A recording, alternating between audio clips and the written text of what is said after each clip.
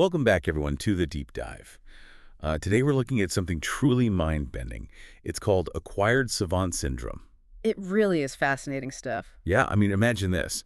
No. Someone has like a serious head injury, maybe a stroke, central nervous system trauma, and then suddenly, bam, They develop these incredible skills. exactly, skills they never had before. We're talking complex music, amazing art, lightning-fast math calculations, out of nowhere, despite, having no previous talent or anything. The brain gets damaged, but then this new capacity emerges. It's wild. It is, and to try and understand it, we're looking at some pretty unusual source material today, not your typical neuroscience papers. Right. What have we got? Well, the first one is a transcript from something called a subliminal investigation. It tries to map out this whole process, but from, let's say, an energetic or subtle perspective. Okay, energetic perspective. Yeah. Interesting. And the second source? The second source.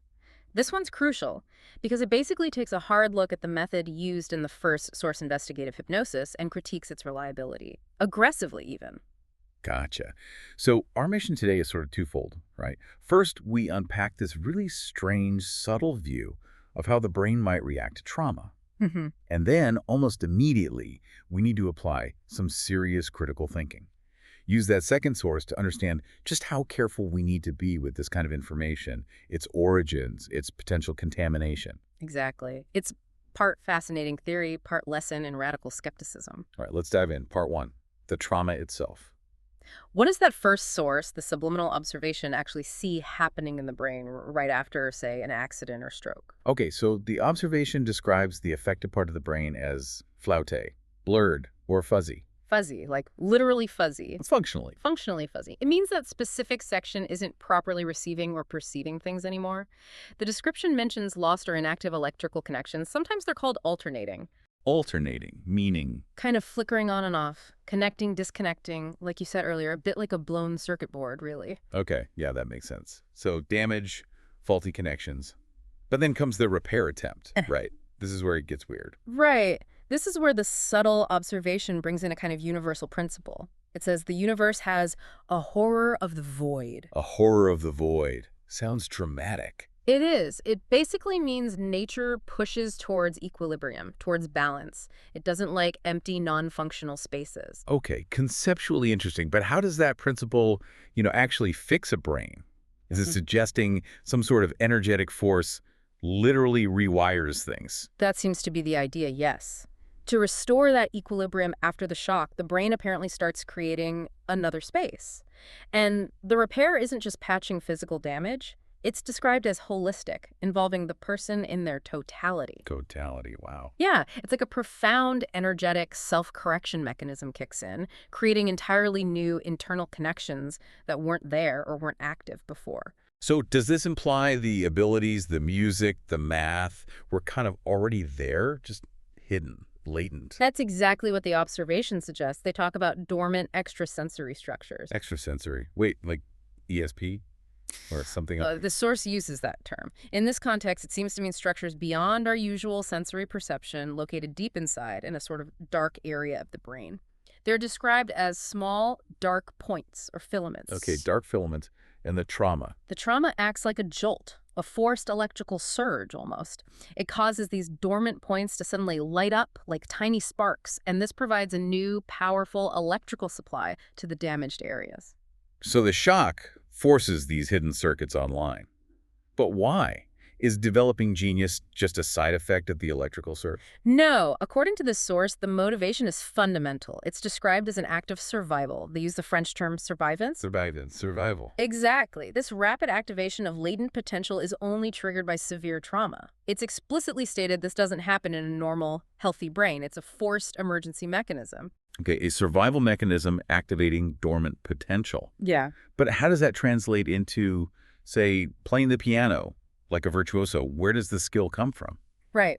The observation says these activated electrical points, these filaments, try to direct themselves towards a specific area, a crew, a hollow or deep place inside. Okay, place. Yeah, and they label this the Neuronic, Neuronic, the neuronic sea. Okay, the neuronic sea. Sounds poetic. It does, and this process, they claim, actually helps to recreate neurons, or maybe activate neurons that were there but unused. Specifically, they call them unknown or misunderstood neurons, always present but totally inaccessible before the trauma. Wow. Unknown neurons in a neuronic sea, Oh. holding all this potential. So if the skills are latent, Mm. the information for those skills must be stored somewhere, right? Not just the structures. Precisely. And this is where we need to shift perspective a bit to the wider energetic framework they describe. The observation is that the actual information, the knowledge needed for these complex skills, is somehow already contained within the individual spirit. The trauma is just the key that unlocks the door. Stored in the spirit. Okay. How does that connect to the energy system? You mentioned connections earlier. Yes, they describe the energy units, you could think maybe like chakras or similar concepts, as having two kinds of connection streams. Two streams.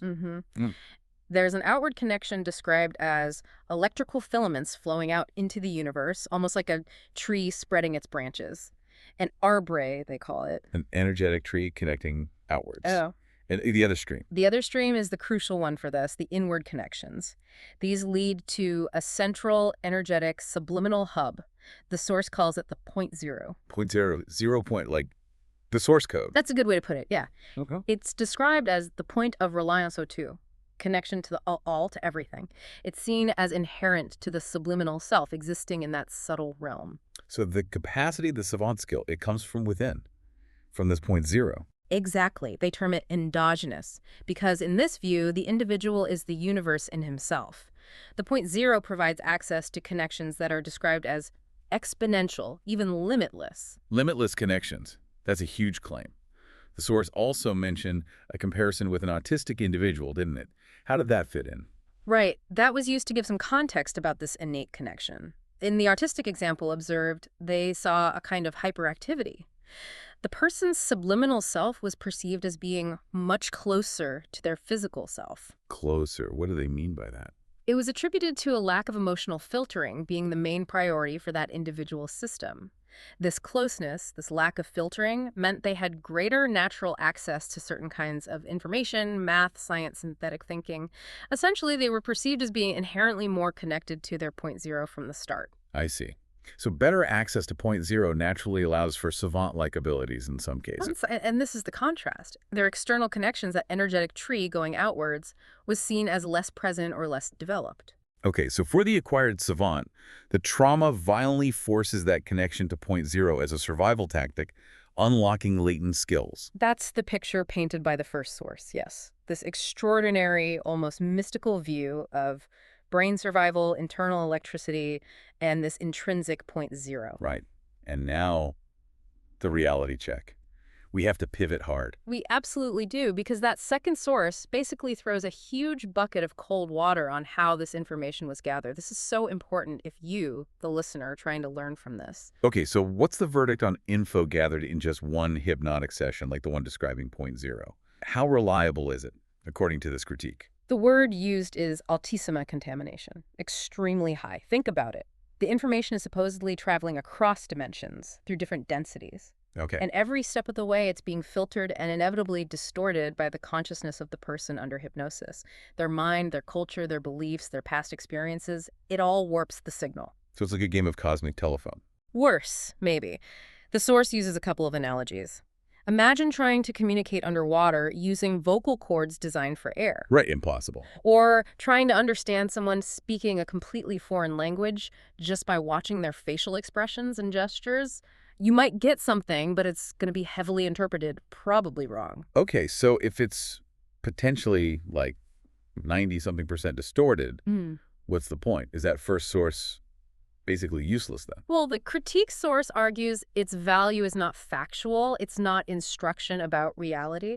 The only claimed practical value of information from a single session like that is as a veicolo di movimento, a vehicle of movement. A vehicle of movement. Meaning it's used purely in a therapeutic context for the client undergoing the hypnosis. It helps diagnose or work on their specific immediate psychological or energetic issue. It provides context for their problem, but it's not reliable investigative data about the universe or third parties. Right, it's personalized metaphor almost. But the critique does say factual data can be obtained, right? Just not easily. Not easily is an understatement. They claim the only way to get potentially reliable, factual data in this field is through massive cross-corroboration. How massive? We're talking thousands of independent sessions conducted by different operators with different clients, all looking for the tiny overlap, the common denominator that shows up again and again and again. Thousands of sessions. No. Just to find the common thread. Wow. And even after all that effort, what percentage of the total information gathered do they think is actually reliable? The estimate is, well, it's incredibly low, maybe 2 or 3%. 2 or 3%. That's the claim. The rest, the source doesn't mince words. It calls it spazzatura. Which means? Trash. Garbage. Basically, 97% or more is considered unreliable noise, contamination, or specific to the individual's mind. Okay, that 97% contamination figure really puts that 0.0 concept into perspective. It might be part of the 3%, or likely not. It's a possibility, but the odds aren't great based on this critique, especially from a single observation. But wait, there's another layer of contamination risk they point out. It's even more problematic. What's that? The authorization problem and potential manipulation. Authorization. Yeah. Say, in the hypnotic session, the client asks about someone else, a third party completely unconnected to them. Let's call them Tizio. Okay. The critique suggests that Tizio's subliminal self, or whatever you want to call it, might not actually authorize the release of information about them. They have a right to privacy, even in subtle realms, apparently. Okay, so if Tizio doesn't authorize, what happens? Does the connection just fail? Not necessarily. This is where it gets tricky. The critique warns that another entity might step in. Another entity. Like something else entirely. It might impersonate Tizio, observe the situation, and then feed the hypnotized person deliberately distorted or manipulated information. Why would it do that? For its own reasons. Maybe to gain influence over the client, maybe just to interfere.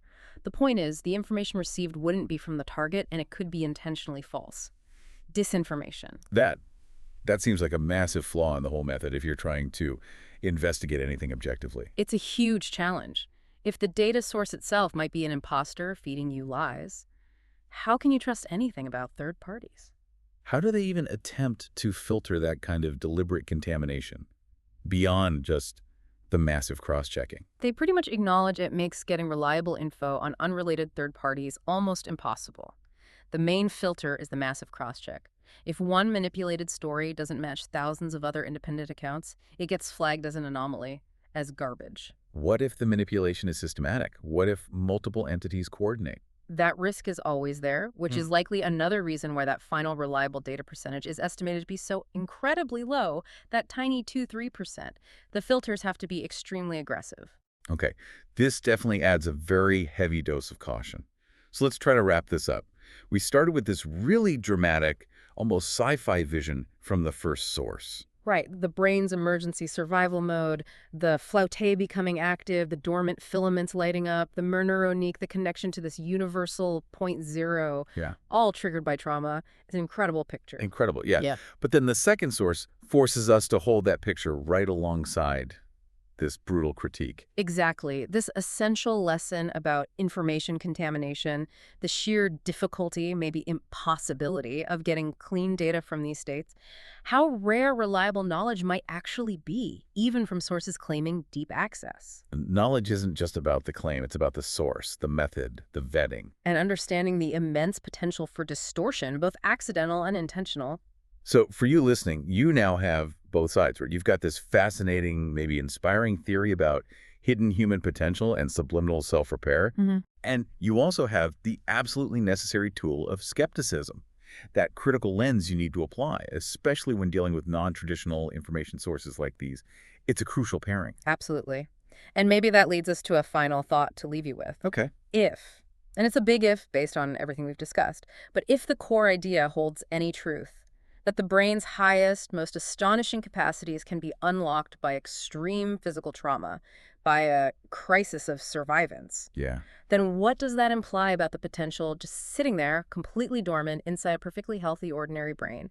What undiscovered continents lie within that neuronic sea behind those unknown neurons? And I guess the even bigger question. How could we ever hope to access that same exponential, limitless connection to our own 0.0 safely, Right. without needing the devastating trigger of trauma? What would that even look like? That's definitely something to think about.